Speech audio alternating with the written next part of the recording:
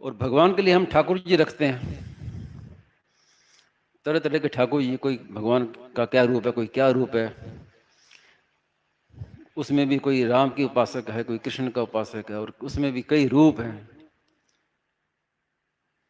तो उसमें किसी ने एक भ्रम फैला दिया कि स्वामी जी महाराज ने कहा कि ये तो मनगढ़ंत रूप है। तो थोड़ा सा मन में आया कि इसका स्पष्टीकरण कर दे। कई मैंने सुना कई जगह से, किसी ने,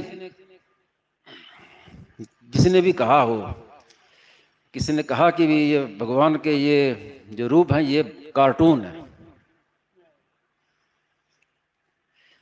तो और फिर उसका कहा कि स्वामी जी ने तो कहा है कि मनगढ़ंत है। तो दोनों में बड़ा भारी फर्क है। कार्टून कहना भगवान का अपमान है, तिरस्कार है, लेकिन मनगढ़ंत कहना ये वास्तविकता है, क्योंकि हमने भगवान को देखा नहीं है। तो भगवान भी कहते हैं कि मैंने अपने को मैंने दिखाया नहीं है, इसलिए तू जिस रूप की उपासना करेगा वो मैं उसको अपना मान लूँगा। तो हम जिस रूप को भी भगवान का मान के उनकी उपासना करें तो उस रूप को भगवान अपना मान लेते हैं। तो वो मन गणंत कहना ठीक है, क्योंकि जो रूप है वो हमारे मन के ही, हमने देखा तो है नहीं भगवान को। लेकिन खास बात यह है कि उसको भगवान अपना मान लेते हैं रूप। यहाँ तक महाराज ने कहा है कि आप पत्थर को भी भगवान मान के उपासना करो तो उससे भगवान मिल जाएंगे, प्रकट हो जाएंगे भगवान।